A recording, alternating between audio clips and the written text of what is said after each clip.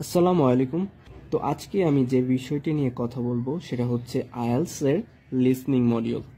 So আমরা জানি IELTS এর অন্যতম গুরুত্বপূর্ণ একটি মডিউল হচ্ছে লিসনিং, যেটা নিয়ে আমরা অনেকেই সমস্যায় ভুগি বা অনেকে ভালো করি।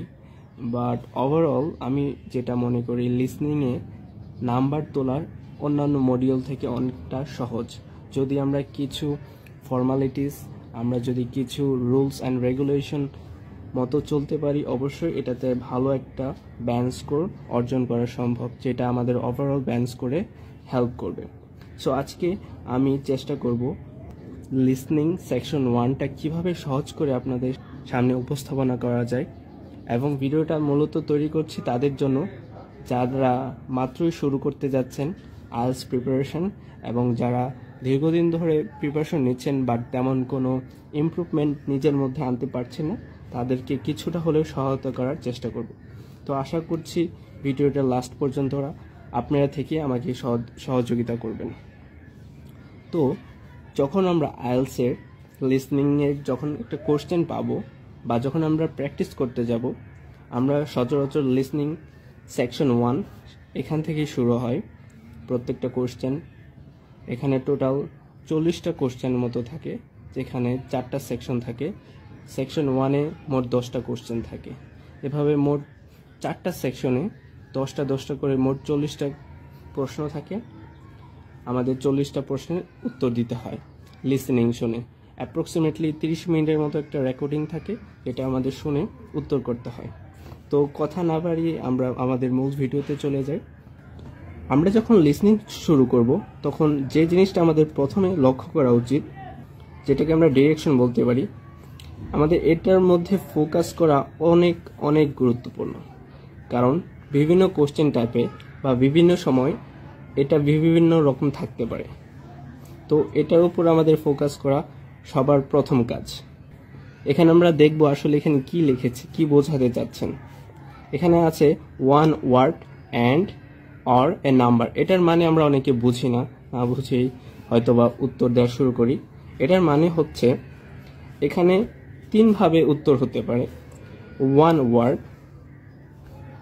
ওয়ার্ড লাইক যে কোনো একটা ওয়ার্ড হতে পারে। For example cat is a word.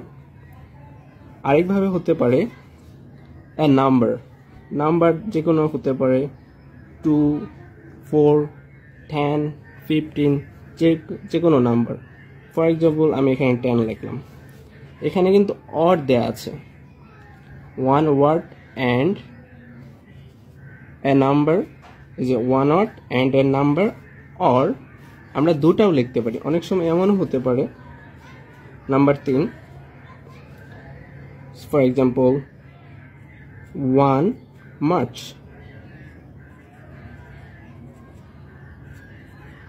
So 1 March, 1 number and word, এভাবেও হতে পারে। 3 ভাবে অ্যান্সার হতে পারে।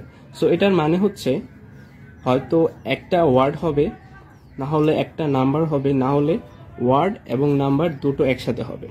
বাট দুটা ওয়ার্ড বা দুটা নাম্বার কখনো হবে না।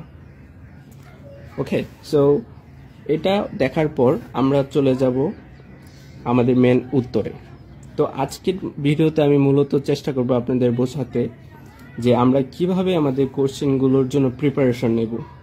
আমি অন্য ভিডিওতে বা এর পরের ভিডিওতে চেষ্টা করব আপনাদের এই 10টা যে কোশ্চেন আছে সেটা সলভ করে দেওয়ার জন্য। বাট আমাদের উত্তর বের করার আগে যেটা সব থেকে বেশি গুরুত্বপূর্ণ, সেটা হচ্ছে কিছু জিনিস আগে থেকে মেনে চলা বা মাথায় রাখা। এর মধ্যে 3টা জিনিস আমি মনে করি গ্যাপ ফিলের জন্য খুবই খুবই গুরুত্বপূর্ণ। যেটা প্রথম জিনিস লিসেনিংয়ের ক্ষেত্রে বা গ্যাপ ফিলের ক্ষেত্রে যে জিনিসটা প্রথমে আপনাদের লাগবেই, সেটা হচ্ছে কনসেন্ট্রেশন,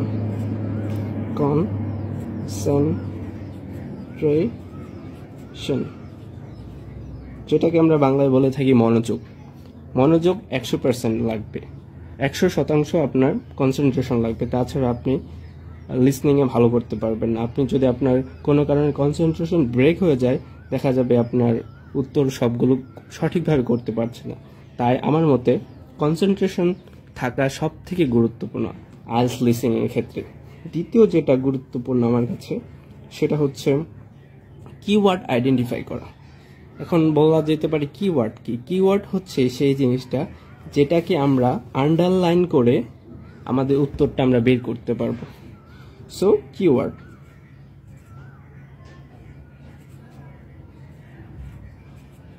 এবং তৃতীয় এবং সব থেকে গুরুত্বপূর্ণ সেটা হচ্ছে প্রেডিকশন বা অনুমান করা।